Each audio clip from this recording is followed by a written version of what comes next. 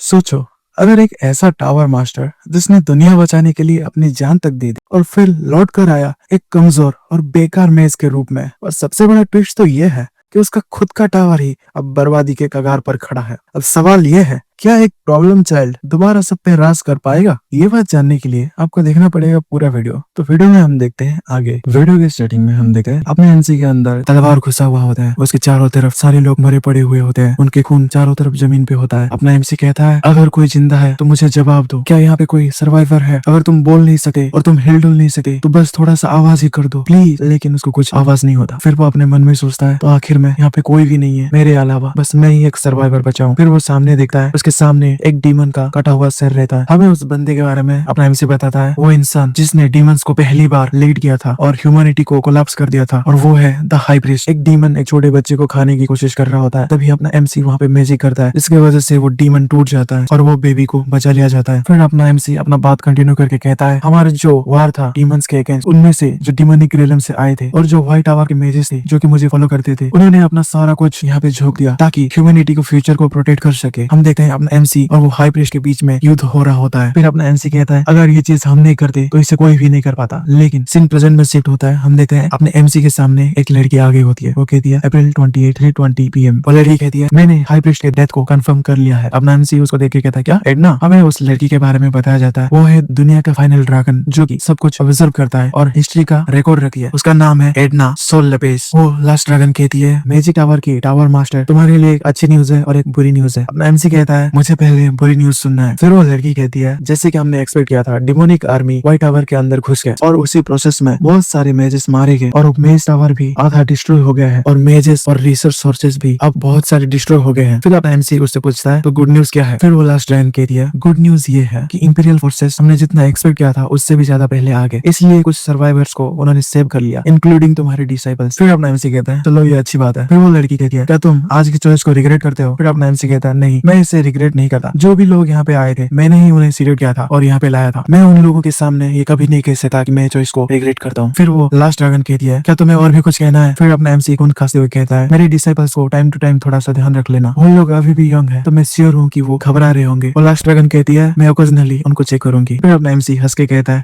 एक ड्रैगन जो कि ह्यूमन के सामने अपना सर झुका रही है। वो लास्ट ड्रैगन कहती है, हाँ तुम इसके हकदार हो, और कहती है, ये कॉन्टिनेंट और मैं तुम्हारे व्हाइट टावर मेजेस के हीरोज के सेक्रीफाइस को कभी भी नहीं भूल सकते। फिर अपना एमसी कहता है, वेल ऑफ कोर्स ऐसा ही होना चाहिए। फिर वो अपने मन में सोचता है, अगर मैं कहूँ कि मैं रिग्रेट नहीं करता हूँ तो ये एक झूठ होगा। शायद मैं बेस्ट मैच हो सका हूँ लेकिन मैं एक अच्छा लीडर नहीं था। अगर मुझे एक और अपॉर्चुनिटी मिलता तो भले ही मुझको विलन बोलते तो भी चलता, लेकिन मैं सेल्फिशली जीना चाहता मेरे लोगों के लिए, मुझे वैसे ही जिंदगी जीना है। फिर वो लास्ट ड्रैगन अपने एमसी की आंखों में हाथ रखती है और कहती है, अप्रैल 28 3:47 पे मैंने ये कंफर्म कर लिया कि व्हाइट टावर मेजेस के टावर मास्टर ऑस्कर सेज मारे गए। और वो अपने नोट्स में लिख रही होती है कि हाई प्रीस्ट मारा गया। उसके साथ साथ व्हाइट टावर के 132 लेवल के 6 मेजेस मारे गए इस दौरान, और व्हाइट टावर के 19 लेवल के 7 मेजेस मारे गए इस दौरान, व्हाइट टावर के लेवल 2 का 8 मेजेस मारे गए इस दौरान, और व्हाइट टावर के लेवल 9 मेज टावर मास्टर ऑस्कर सेज इस दौरान मारे गए। फिर सीन शिफ्ट होता है। हम देखते हैं एक टावर जैसी जगह को, वहाँ पे एक लड़का बेड में सोया होता है और उसके पास एक लड़का पानी लेके आया होता है, और वहाँ पे अपना एमसी का रीइंकार्नेशन हो गया होता है। अपना एमसी अपने बिस्तर से उठता है, जिसकी वजह से उसका हाथ उस बंदे के हाथों में लगता है और उस बंदे के हाथों से वो पानी उसके ऊपर गिर जाता है। वो ब्लू वाला बंदा कहता है, हे तुम्हारे वजह से मैं गीला हो गया, मैं तुम्हारे टावल को स्विच करने आया था, तुम्हारा स्लीपिंग हैबिट तो बहुत ज्यादा खराब है और जब मैं तुम्हारा ख्याल रखता हूँ तुम उसके लिए ग्रेटिट्यूड भी फेस नहीं करते। फिर अपना एमसी कहता है, क्या स्लीपिंग हैबिट्स? मैं सो गया था और वो भी डिफेंसलेस स्टेट में, ऐसा कैसे हो सकता है? नहीं, सबसे ज्यादा जरूरी मुझे तो मर जाना चाहिए था ना। हाँ? फिर वो ऐसा कह के जब वो अपने दिल पे हाथ रखता है तभी उसका दिल धड़कने लगता है। अपना एमसी कहता है, हाँ आखिर मेरा हार्ट ऐसा कैसे धड़क रहा है? मैं श्योर हूँ कि हाई प्रीस्ट ने मेरे दिल को फाड़ दिया था। फिर वो बंदा चिल्ला के कहता है, हे आखिर क्या चल रहा है यहाँ पे? क्या तुम उठ गए? वो बंदा दरवाजे को तोड़ के अंदर आ गया होता है। वो ब्लू वाला उसको देख के बहुत ज्यादा डर जाता है और उसको शांत करने लगता है और कहता है, एल्डर शांत हो जाइए, उसके आंख खोल ले, अभी 5 मिनट भी नहीं हुआ तो प्लीज शांत हो जाइए। वो एल्डर कहता है, सामने से हट जाओ फ्रैंक, मैं बहुत बार इसको सह लिया हूँ, इस बार मैं इसको मार के इसको मुर्गा बना दूंगा। वो फ्रैंक कहता है, वो अभी भी पेशेंट है। फिर अपना एमसी कहता है, मैं कैसे जिंदा हूँ? फिर वो एल्डर गुस्सा करके कहता है,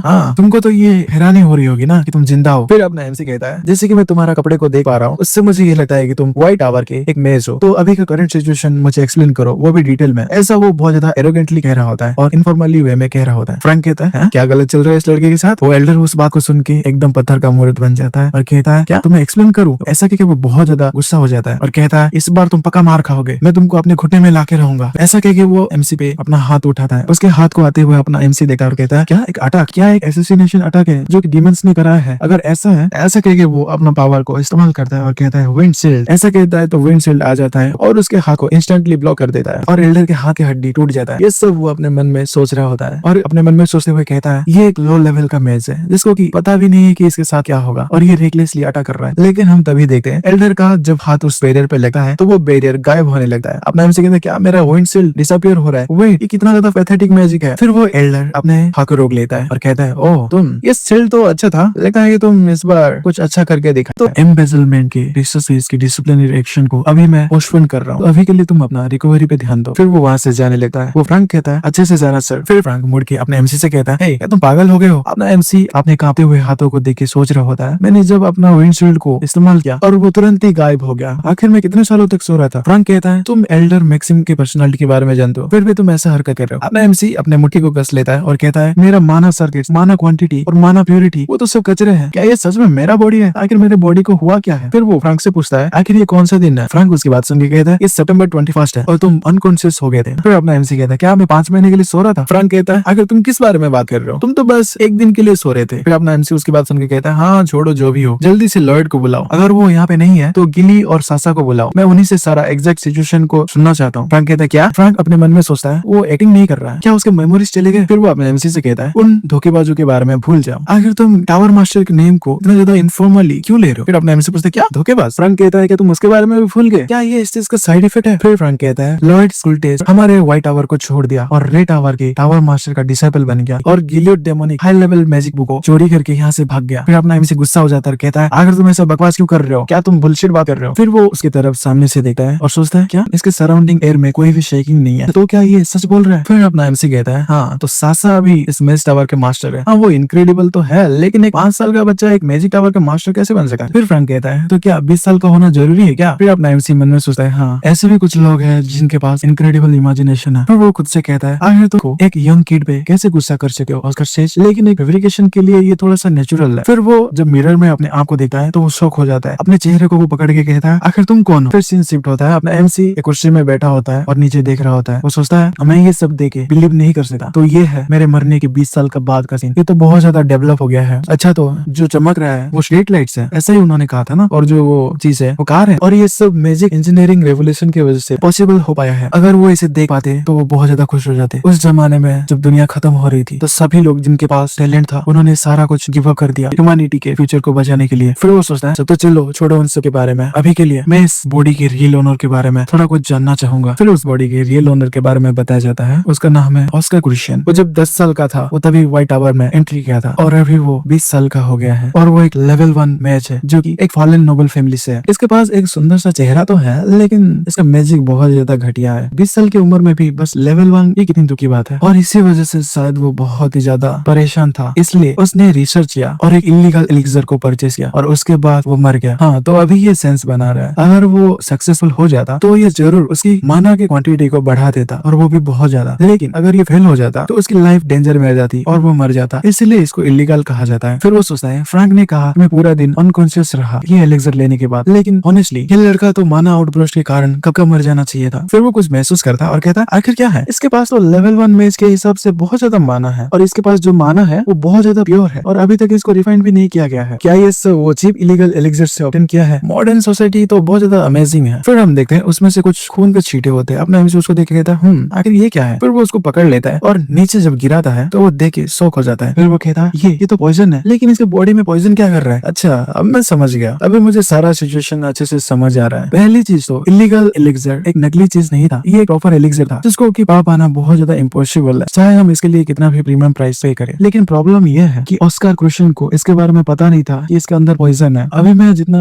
इन चीज को देख के समझ रहा हूँ, इसके बॉडी में जितना पॉइजन बचा हुआ है और इसके टाइम फ्रेम को जब वो कोलैप्स हुआ था इसको देख के मैं जितना समझ पा रहा हूँ, इससे मैं एक चीज श्योर हूँ, अगर मैं दूसरे शब्द से कहूँ तो वो माना आउटब्रस्ट की वजह से नहीं मरा था, वो मरा था पॉइजन की वजह से। और एक लेवल 1 मैच को मारने के लिए ये बहुत ज्यादा हाई था, अगर ये मैं नहीं होता तो इसके टेस्ट्स के बारे में किसी को पता भी नहीं चलता। फिर वो कुछ सोच के शांत हो जाता है और कहता है मुझे नहीं पता आखिर कौन मेरे सोल के साथ गेम खेल रहा है। लेकिन उसके साथ साथ मुझे एक सेकंड अपॉर्चुनिटी मिली है जिसके बारे में मैं मरने से पहले सोच रहा था। एक सेल्फिश लाइफ जो कि मैं मेरे लोगों के लिए जीना चाहता हूँ। ये कोई बुरा शुरुआत नहीं है ऑस्कर क्रूशियन, जबकि तुमने मुझे अपना बॉडी दे दिया है, मैं तुम्हारे लिए बदला लूंगा। ऐसा कह के वो एक मुस्कुराहट देता है। फिर सीन शिफ्ट होता है। हम देखते हैं सीरीन के बाहर का एक हिस्सा। वहाँ पे एक महल में कोई कहता है, हे, हमें उस स्टोर के बारे में न्यूज मिल गया है। वहाँ पे एक बंदा दारू पीते हुए कहता है, मुझे बॉस करके बुलाओ। आखिर मुझे कितनी बार तुम्हें ये बोलना पड़ेगा। उसके सामने वाला बंदा कहता है, मुझे माफ कर दो बॉस। फिर उसका बॉस कहता है, तो आखिर क्या है वो बात। उसके सामने वाला बंदा कहता है, वो स्टोर अंदर से कम्प्लीटली खत्म कर दिया गया था और कोई मेज इसको डिस्ट्रॉय किया था। वो बॉस गुस्सा हो जाता है और कहता है, क्या आखिर ऐसा चीज करने की किसकी हिम्मत हुई। वो बंदा कहता है, मैं श्योर नहीं हूँ, लेकिन वो पूछ रहा था कि ये एलिक्सर उसको किसने बेचा था। क्या वो ऑस्कर क्वेश्चन हो सकता है। उसका बॉस कहता है, आखिर ये कैसे पॉसिबल हो सकता है। ऑस्कर एक थ्योरी मेज है और अल्सो हमारे एलिक्सर की वजह से जो मरने की हालत पे आ गया है वो हमारे बंदों को कैसे डिफीट कर सकता है। फिर वो बंदा कहता है, लेकिन अगर क्या होगा कि व्हाइट टावर इस चीज को इन्वेस्टिगेट करे। उसका बॉस कहता है, तुम्हें याद है ना कि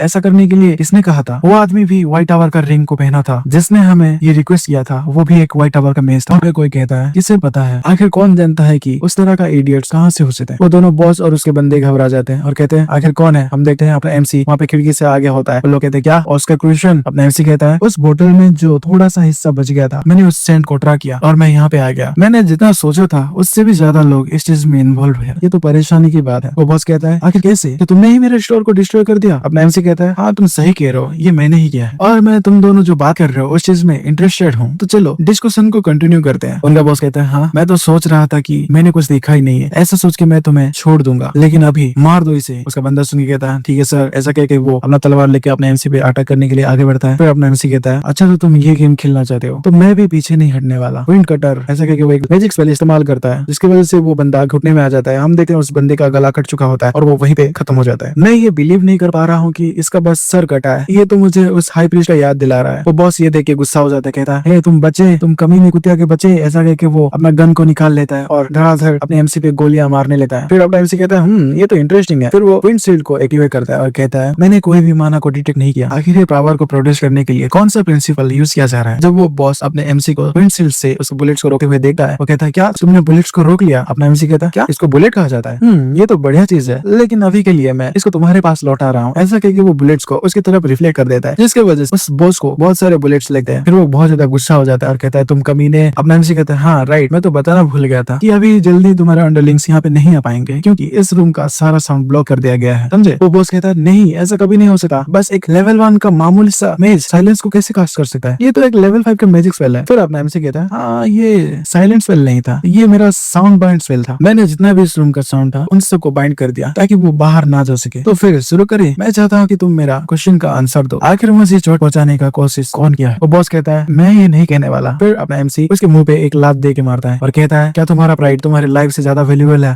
बुरा नहीं है। ऐसा क्योंकि वो एक मैजिक कास्ट करने लगता है जिसकी वजह से वो बॉस बहुत ज्यादा दर्द में चिल्लाने लगता है। फिर अपना एमसी कहता है, जबकि मैंने अभी तुम्हारे बॉडी में विंड को चैनलाइज कर दिया तो तुम्हें ऐसा फील होगा कि हजारों नीडल्स तुम्हारे बॉडी में घुस रहे हैं, वो भी अंदर से। मैं लोगों को टर्चर करना पसंद नहीं करता। फिर वो अपने मन में सोचता है, अगर ये ज्यादा शोर मचाया तब क्या होगा। फिर कहता है, सो देन शुरू करे। ऐसा करके वो उसके सर पे अपना पैर को रखता है जिसकी वजह से वो बॉस कहता है, प्लीज मैं तुम्हें सब कुछ बता दूंगा, प्लीज रुक जाओ। अपना एमसी कहता है, हाँ तो अच्छी बात है, तुमको जितना भी पता है पैटर्न के बारे में मुझे जल्दी से बताओ। फिर वो बॉस आते हुए कहता है, उन्होंने हमें एक एलिक्सर दिया और कुछ केस दिया और उन्होंने कहा कि मैं इसको चीप प्राइस में सेल करूं और मैं उसे रिजेक्ट नहीं कर सकता था। फिर अपना एमसी कहता है, तो वो कैसा दिखता है। बॉस कहता है, उसने अपने ऊपर एक हुड पहना था तो हम उसके फेस को देख नहीं पाए, लेकिन वो डेफिनेटली एक व्हाइट टावर रिंग को पहना था। अपना एमसी कहता है, और उसके बाद फिर अपना एमसी मन में सोचता है, हाँ ये प्रोबेबली इस आदमी को पागल बनाने के लिए पहना होगा। फिर वो बॉस कहता है, और उसका सेंट थोड़ा सा यूनिक था, एक रिफ्रेशिंग क्लियर मिंट जैसा स्मेल हो रहा था, मुझे बस इतना ही पता है। फिर अपना एमसी मन में सोचता है, क्या मिंट स्मेल, हाँ मैं इसको याद रखूंगा। फिर अपना एमसी उससे पूछता है, मेरे मरने के बाद तुम मेरे साथ क्या करने वाले थे। फिर वो बॉस कहता है, अच्छा उसके बारे में अभी के लिए व्हाइट टावर बिजी है, उनको 4 मेन मैजिक टावर से निकालने की कोशिश किया जा रहा है, तो वो इस चीज के लिए इन्वेस्टिगेशन कंडक्ट नहीं करेंगे। फिर अपना एमसी कहता है, वेट क्या मेन मैजिक टावर से अपना व्हाइट मैजिक टावर को निकाला जा रहा है, आखिर तुम किस बारे में बात कर रहे हो। फिर वो बॉस कहता है, इसके बारे में तो मुझसे ज्यादा तुमको पता होना चाहिए। फिर अपना एमसी कहता है, मैंने जब उस एलेक्सर को लिया मैं सब कुछ भूल गया हूँ, क्या तुम मुझे नहीं बताने वाले। फिर वो बॉस कहता है, हाँ मैं तुम्हें सब डॉक्यूमेंट देने वाला हूँ, और कहता है मुझे माफ कर दो। उसके बाद सुन के अपना एमसी साइलेंट हो जाता है। फिर वो बंदा डॉक्यूमेंट्स को निकाल के अपने एमसी को कांपते हुए देने लगता है और कहता है, ये सारे रिलेवेंट डॉक्यूमेंट्स हैं और आपने जो भी फीस को पे किया था मैं वो सभी आपको वापस कर दूंगा। अपना एमसी उस डॉक्यूमेंट को लेते हुए कहता है, व्हाइट टावर, मैं इसी से शुरुआत करता हूँ। फिर वो पढ़ता है, अप्रैल 28 को डेजिग्नेट किया जाएगा the day of white night के तौर पे, क्योंकि एम्परर ने ऑस्कर सेज के सेक्रीफाइस को देख कि उनको एक बड़ा बेनिफिट दिया और उनको 30 साल टैक्स से मुक्त किया। लेकिन सारे मैजिक टावर्स के बीच में पिछले साल सबसे ज्यादा घटिया रिजल्ट व्हाइट टावर ही प्रोड्यूस किया था। 20 साल पहले जो हादसा हुआ था उसके बाद से व्हाइट टावर उसके ग्लोरी को वापस नहीं पा पाया और आज रात के व्हाइट नाइट फेस्टिवल में इंपीरियल फैमिली एक इंपोर्टेंट अनाउंसमेंट करने वाला है और एक्सपर्ट ये कह रहे हैं कि व्हाइट टावर का मैजिक को एडवांस ना कर पाना ये एक बड़ा प्रॉब्लम है। फिर अपने एमसी मन में सोचा क्या व्हाइट टावर ने मैजिक को एडवांसमेंट नहीं किया, वो आगे नहीं बढ़ा पाए, लेकिन मैंने तो एडना को सारे डॉक्यूमेंट्स दिए थे ताकि ऐसा कुछ कभी ना हो। मैं बाद में इस मैटर में सेपरेटली देखूंगा। और ये सेकंड लाइन में लिखा है कि व्हाइट टावर सबसे ज्यादा घटिया बिजनेस प्रोडक्ट को प्रोड्यूस किए हैं। फिर वो उस बॉस से कहता है हे मुझे बताओ आखिर ये 4 मेन मैजिक टावर्स कौन सा बिजनेस रन कर रहे हैं। वो बॉस कहता है हाँ मैं बताता हूँ। फिर वो बताता है कि येलो टावर ऑफ ईस्ट जो कि लाइटिंग को कंट्रोल करता है उसने एक ग्रेट मैजिक इंजीनियरिंग एरा को ओपन किया और उन्होंने रेवोल्यूशनरी आइटम्स को क्रिएट करने में कंट्रीब्यूट किया और उन्होंने ही स्ट्रीट लैम्प्स और कार्स वगैरह बनाई है। और second the blue tower of the south वो ड्रिंकिंग वाटर एग्रीकल्चर और पोशंस बनाते हैं। और तीसरा desert healing red tower of the west वो लोग मॉन्स्टर को खत्म करते हैं, मॉन्स्टर से लोगों को प्रोटेक्ट करते हैं। फिर अपना एमसी कहता है तो व्हाइट टावर क्या करता है। फिर वो बॉस कहता है